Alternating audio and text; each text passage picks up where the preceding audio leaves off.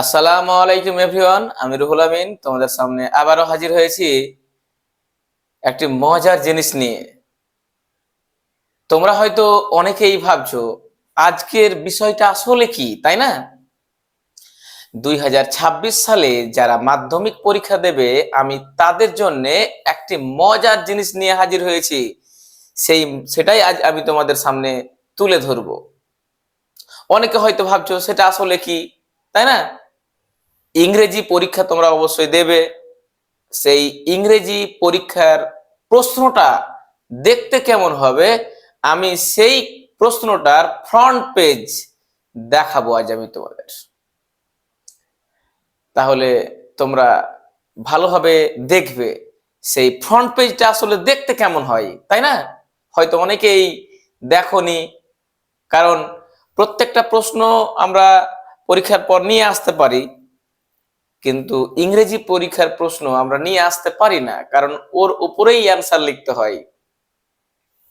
তো আমি তোমাদের আজকে সেই ইংরেজি কোশ্চেনের ফ্রন্ট পেজটা দেখাবো।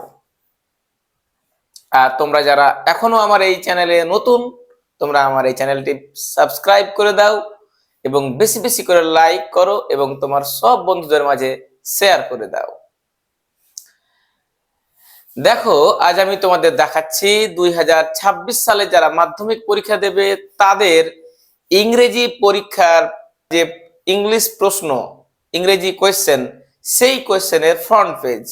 দেখো, তোমরা এই স্ক্রিনে দেখতে পাবে ইংরেজি পরীক্ষার ফ্রন্ট পেজটা কেমন হয়। এটাই হচ্ছে তোমাদের ইংরেজি পরীক্ষার প্রশ্নের ফ্রন্ট পেজ। মানে যখনই তোমরা প্রশ্ন হাতে পাবে, তো প্রশ্নের উপরে যে ফ্রন্ট পেজটা তোমরা দেখতে পাবে সেটা হচ্ছে এটাই। দেখো, এখানে প্রথমেই লেখা আছে, তাই না, 2025 লেখা আছে। তোমরা যেহেতু 2026 সালে মাধ্যমিক পরীক্ষা দেবে, তাহলে যেইখানে 2025 সাল লেখা আছে সেই জায়গায় শুধুমাত্র 2026 থাকবে। আর আমরা প্রত্যেকেই জানি ইংলিশ হচ্ছে বা ইংরেজি হচ্ছে একটা ল্যাঙ্গুয়েজ সাবজেক্ট, তাই এটা হচ্ছে সেকেন্ড ল্যাঙ্গুয়েজ। আর এটার জন্য টাইম থাকছে 3 ঘন্টা 15 মিনিট। 3 ঘন্টা লেখার জন্য এবং 15 মিনিট কোয়েশ্চেনটা খুব ভালোভাবে পড়ার জন্য। এবং এই কোয়েশ্চেনের ফ্রন্ট পেজে তুমি দেখতে পাবে ডান দিকে উপরে লেখা আছে বুকলেট সিরিয়াল নাম্বার। ভালো করে দেখো, উপরে একটা সেই কোয়েশ্চেনের মধ্যে বুকলেট সিরিয়াল নাম্বার দেওয়া আছে। এই বুকলেট সিরিয়াল নাম্বারটা প্রত্যেকের আলাদা আলাদা হবে। তারপরে প্রথমেই লেখা আছে রোল। আর তোমাদের প্রত্যেকের অ্যাডমিট কার্ডে লেখা থাকবে একটা রোল, একটা হচ্ছে নাম্বার। কি বললাম? একটা রোল আর একটা হচ্ছে নাম্বার। কিন্তু এখানে শুধুমাত্র রোল লেখা আছে। তাহলে রোল লিখে দিলে তারপরে সামান্য গ্যাপ দিয়ে কি লিখবে? নাম্বার লিখবে। বুঝতে পেরেছি তোমরা সবাই? প্রথমে রোল লিখবে, তারপরে স্পেস দিয়ে একটু ফাঁকা দিয়ে নাম্বারটা লিখে দিবে। তারপরে লেখা আছে কি? নেম, মানে তোমার নাম লিখবে সুন্দর করে, সুন্দরভাবে তোমার নামটা লিখবে যেন সেখানে কোনো রকমের ভুল না হয়। এবং রেজিস্ট্রেশন নাম্বার, রেজিস্ট্রেশন নাম্বার তোমার রেজিস্ট্রেশন সার্টিফিকেটেই দেওয়া আছে, সেটা সুন্দর করে লিখবে তুমি। আর ডান দিকে দেখো, তোমরা উপরে দেখতে পাবে সেখানে লেখা আছে সিগনেচার অফ ইনভিজিলেটর। যে তোমার এক্সাম হলে ইনভিজিলেটর থাকবে সে সেখানে কিন্তু আবার সিগনেচার করবে। আর ডান দিকে একটা খাড়ো বক্স দেখতে পাচ্ছ, এখানে খাতা যখন দেখা হয়ে যাবে তখন নাম্বারগুলো তোমরা যে পাবে সেই নাম্বারগুলো সেই পরপর সেই বক্সের মধ্যে লেখা থাকবে।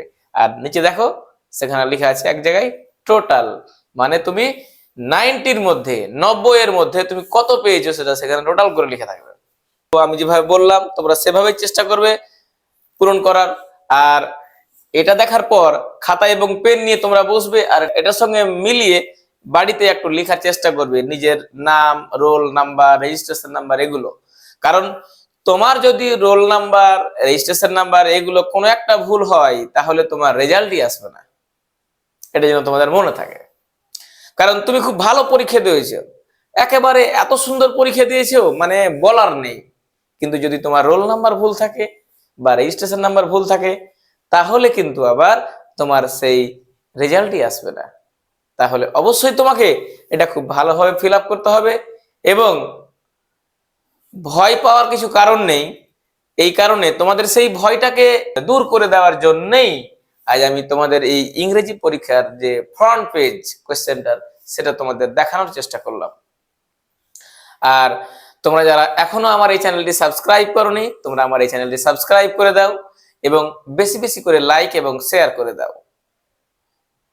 আর আমার এই চ্যানেলের সঙ্গে অনেকক্ষণ ধরে জুড়ে থাকার জন্য তোমাদের অসংখ্য ধন্যবাদ জানিয়ে আজকের মতো এখানেই শেষ করছি। দেখা হবে পরবর্তী ভিডিওতে। বাই।